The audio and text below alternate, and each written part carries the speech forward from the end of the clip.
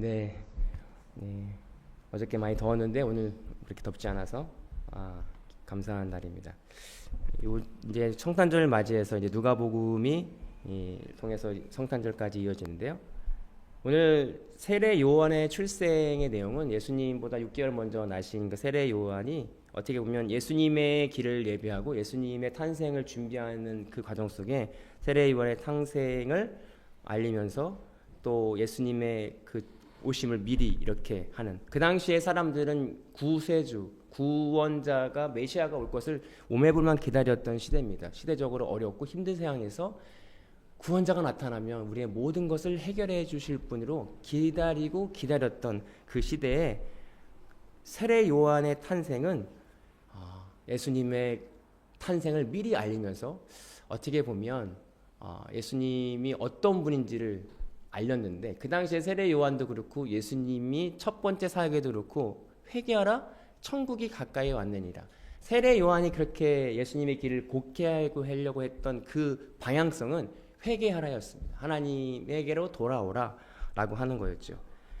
그리고 오늘 말씀의 제목은 우리 간구를 들으신다. 세례 요한에게 하나의 문제가 있었다는 건 세례 요한 가정에게 하나의 문제가 있었다는 건 뭐냐면 사가리아와 엘리사벳에게 아이가 없었다는 문제예요. 그 당시에 아이가 없다는 건, 후사가 없다는 건 굉장한 흠이 있는 것이었습니다. 근데 그 가정이 어떤 하나님에게 범죄함을 통해서, 악함을 통해서 아이가 없는 게 아니라 흠이 없고 하나님의 율법과 말씀을 잘 지켰음에도 불구하고 아이가 없는 고난이 있었다는 거예요. 근데 그 고난을 통해서 그들은 기도했고, 그 간구를 들으시는 하나님께서 그 가정에게 하나님의 사역을 감당한 세례 요한을 탄생하게 하는 오늘 이 내용의 내용입니다. 오늘 말씀을 통해서 우리가 함께 우리의 간구, 내가 지금 간구하는 것은 무엇이고 내가 지금 그렇게 바라고 있는 것은 무엇이고 하나님께 구하고 있는 것은 무엇인지를 이렇게 묵상하는 시간이 될 수 있었으면 좋겠습니다. 6절에 보면 이 두 사람이 하나님 앞에 의인이니 주의 모든 계명과 규례대로 흠이 없이 행하더라 라고 말씀하고 있습니다. 오늘 그들에게 가정에 설명하는데 흠이 없대요. 아무런 말씀을 잘 지키고 아주 거룩한 가정이었습니다. 근데 그 가정에게 문제가 있었어요. 문제는 흠이 있는, 부끄러운 일이었어요. 후사가 없는. 우리가 흔하게 우리 관점으로 봤을 때 이 말씀이 없었다면 그 당시 사가랴와 그 가정에 뭔가 문제가 있는 건 아닐까? 왜 하나님이 그들에게 흠이 없다면, 하나님의 말씀대로 살았다면 왜 이런 어려움이 있는가에 대한 문제입니다. 우리가 이 인간적인 기준과 세계관에서 보면 흠이 있고 어렵고 고난이 닥쳐오고 뭔가 일이 안 되고 실패하고 결과가 좋지 않을 때 우리가 흔히 생각하는 거 뭐냐면 네가 뭔가 죄를 지은 게 있겠지, 네가 뭔가 하나님 앞에 잘못한 것이 있겠지, 그리고 뭔가 내가 일이 잘 되고 내가 뭔가 성공을 하면 내가 하나님 앞에 뭔가 잘했구나 라고 하는 교만과 자만이 올라갈 때가 있어요. 우리가 여전히 하나님을 뭔가 내가 잘하면 복 주시고 내가 뭔가 잘못하면 벌을 주는 하나님으로 생각하고 있을 때가 있거든요. 오늘 본문에서 보면 정확하게 그들은 하나님 앞에 범죄한 게 없었어요. 그리고 그들이 하나님 앞에 뭘 잘못한 것도 없는데 그들에게 부족함이 있습니다. 결핍이 있어요. 자녀가 없는. 근데 이 자녀가 없는 것이 그 당시에는 알 수 없었지만 이미 늦게 주심을 통해서 하나님의 놀라운 계획이 숨어 있다라고 하는 것입니다. 오늘 우리에게 삶 속에도 동일하게 내가 뭔가 잘못한 것도 없는 것 같은데, 깨닫지도 못하는 것 같은데 힘든 게 있어요. 어려운 일이 있어요. 고난이 있어요. 그 안에 숨겨져 있는 하나님의 계획을 바라보길 소망합니다. 여러분, 우리가 수많은 어려움 속에서 내가 뭘 잘못했나? 물론 잘못한 것도 있겠지만 하나님의 계획과 뜻을 찾는 데 목적이 있기를 소망합니다.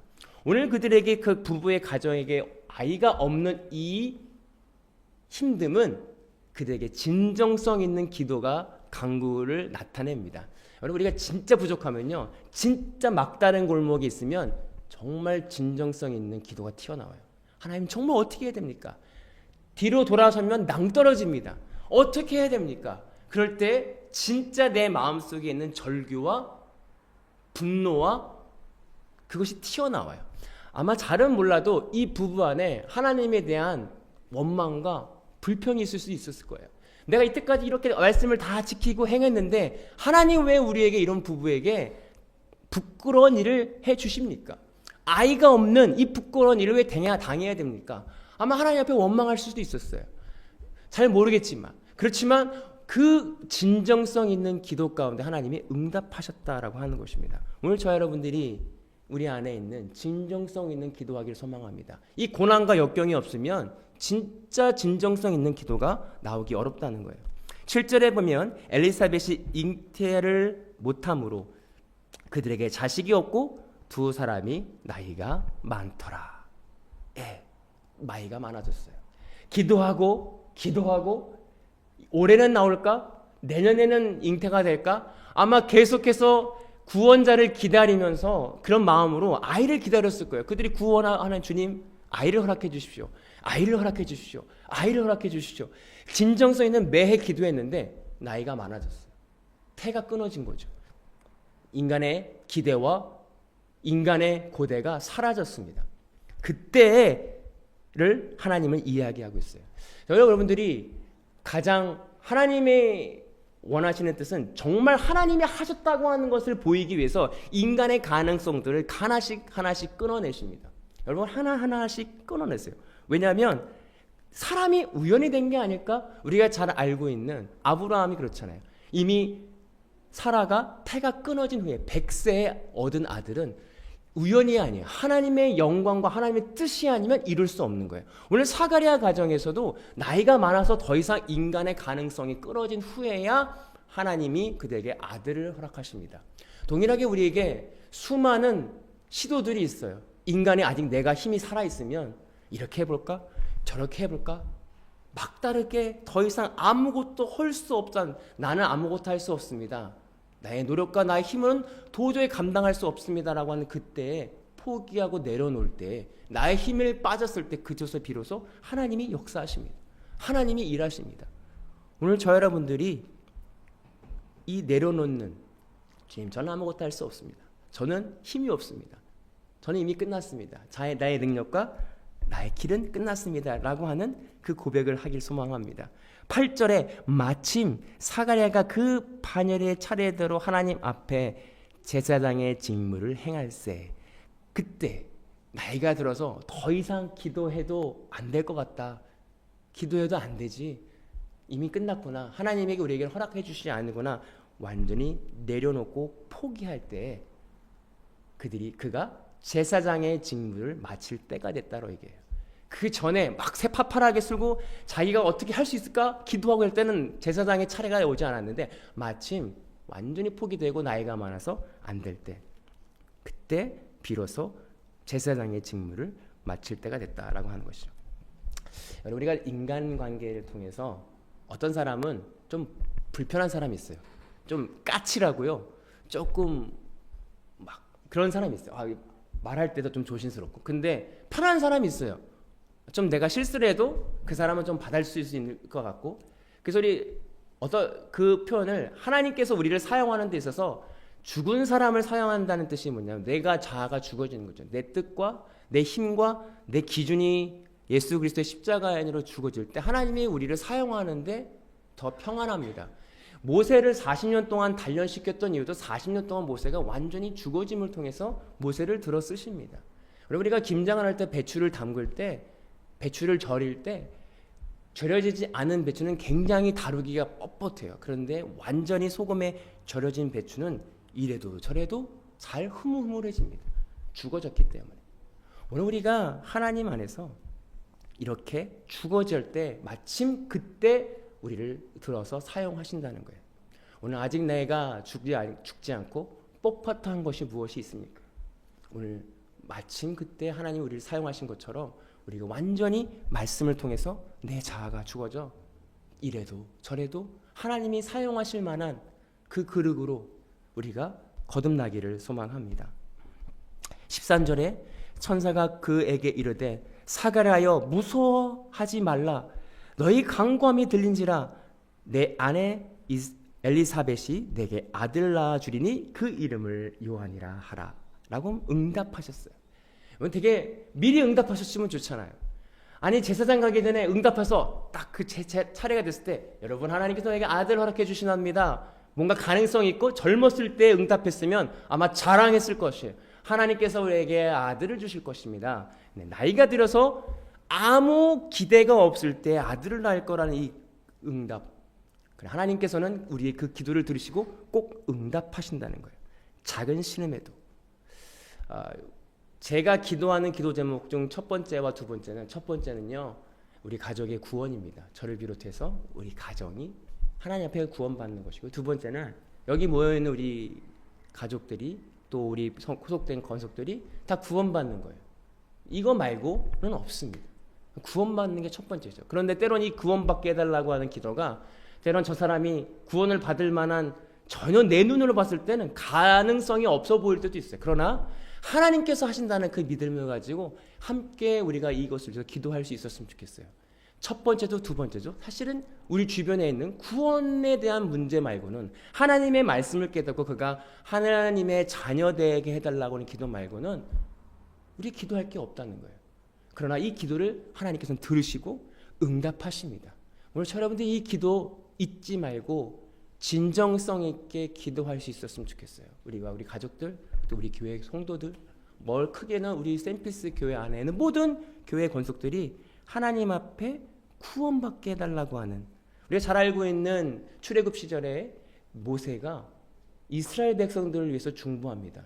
그들이 하도 하나님을 모르니까 차라리 나를 생명척에서 지우시고 이 백성을 구원해달라고, 구원해달라는 그 중보 기도를 하나님은 들으세요.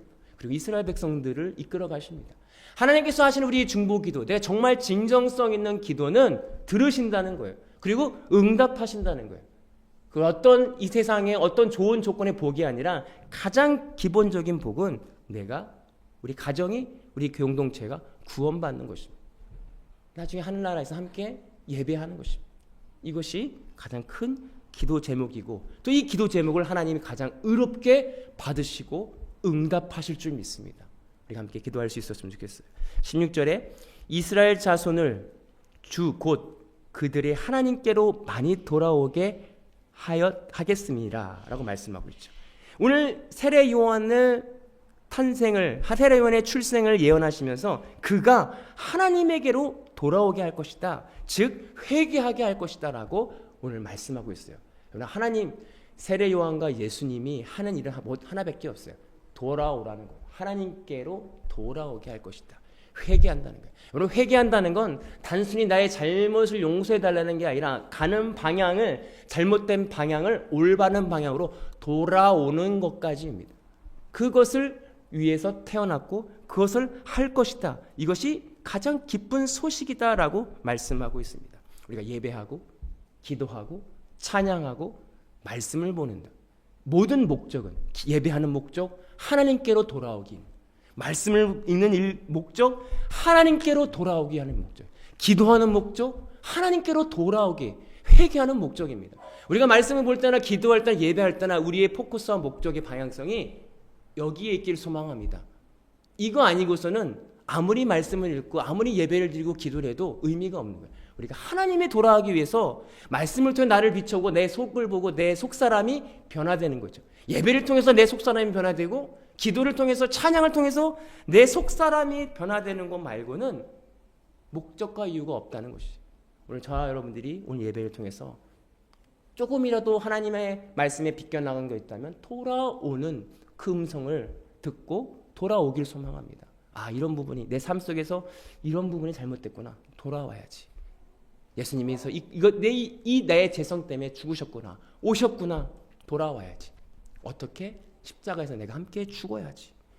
이 깨달음이 있기를 소망합니다. 18절에 사가랴가 천사에게 이르되 내가 이것을 어떻게 알리오? 내가 늙고 아내도 나이가 많으니이다. 천사가 알려줬는데 사가랴가 믿지 못했어요. 나도 나이 늙고요, 아내도 늙었어요. 좀 일찍 말씀하시지. 이미 늦었잖아요. 끝났어요.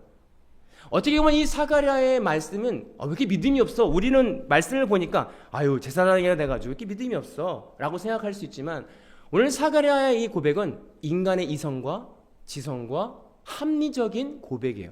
나이가 많았잖아요. 다 끊어졌잖아요. 그러면 이 대답은 합리적이고 이성적이고 올바른 대답입니다.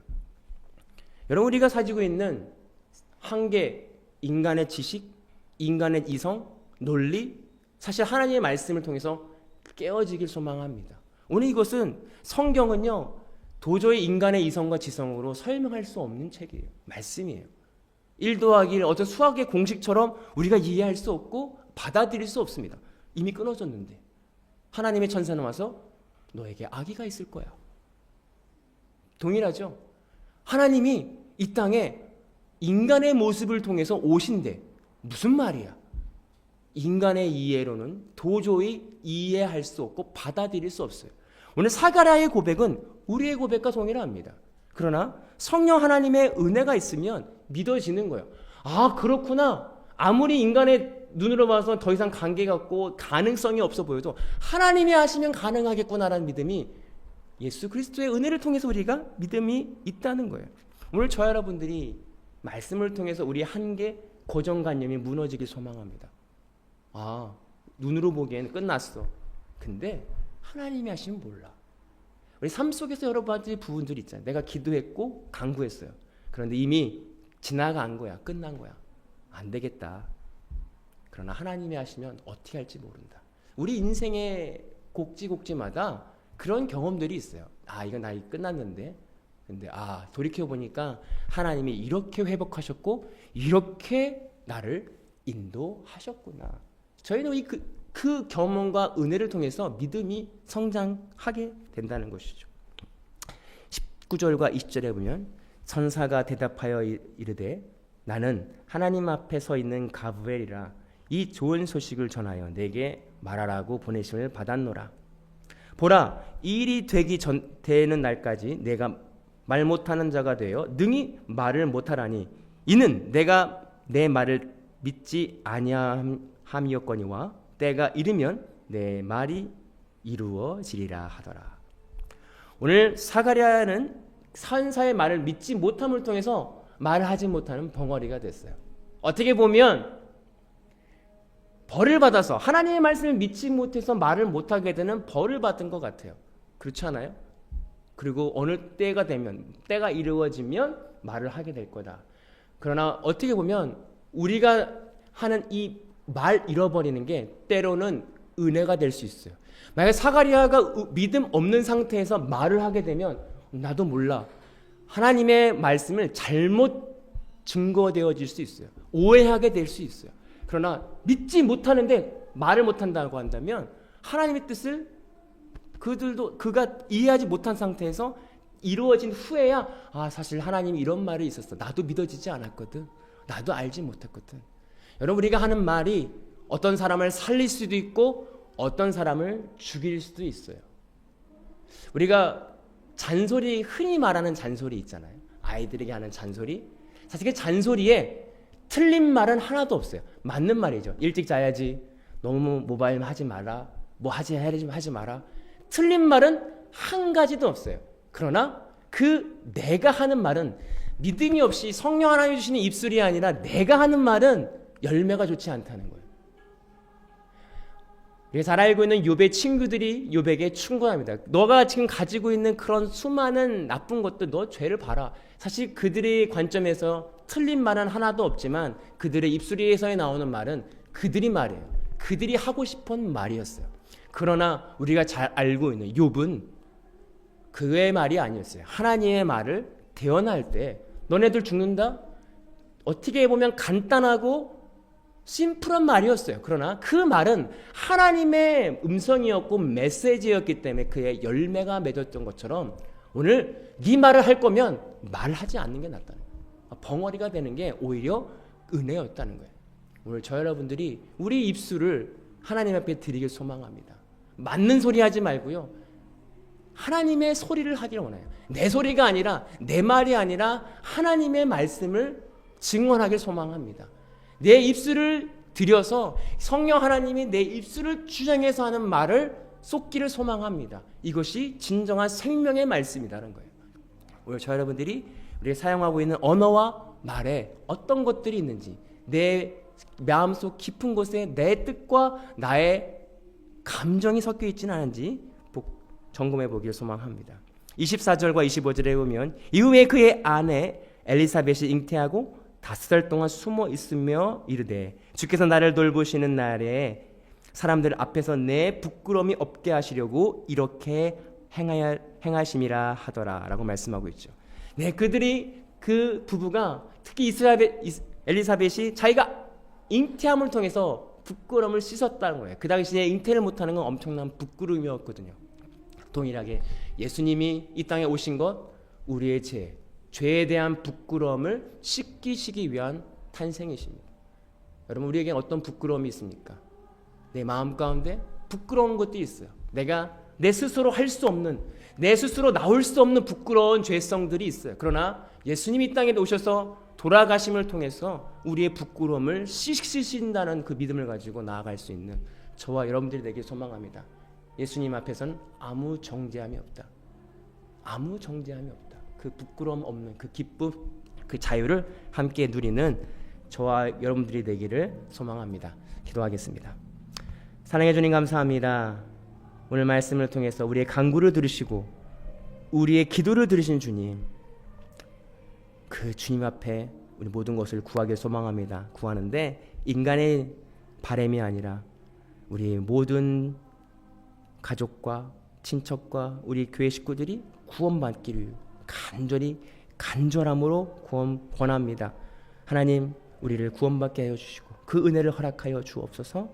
하나님, 이것 말고는 우리가 구할 것이 없으니 고백합니다. 주님, 이것을 깨달아 진정성 있는 기도를 할 수 있도록 인도하여 주시고 하나님의 말씀이 깨달아 알아지는 은혜를 허락하여 주옵소서. 감사하며 예수님의 이름으로 기도합니다. 지금은 우리 주 예수 그리스도의 은혜와 아버지 하나님의 극진하신 사랑하심과 성령님의 감화 감동 교통하시는 은혜가 오늘 말씀을 통해서 간절히 구하고 또 바라고 하나님의 뜻을 알아가기로 결단하고 돌아가는 모든 성도들 머리 위에 이제로부터 영원토록 함께 하시기를 간절히 축원하옵나이다. 아멘. 감사합니다. 한 주일 동안 승리하시고 다음 주에 뵙길 소망합니다.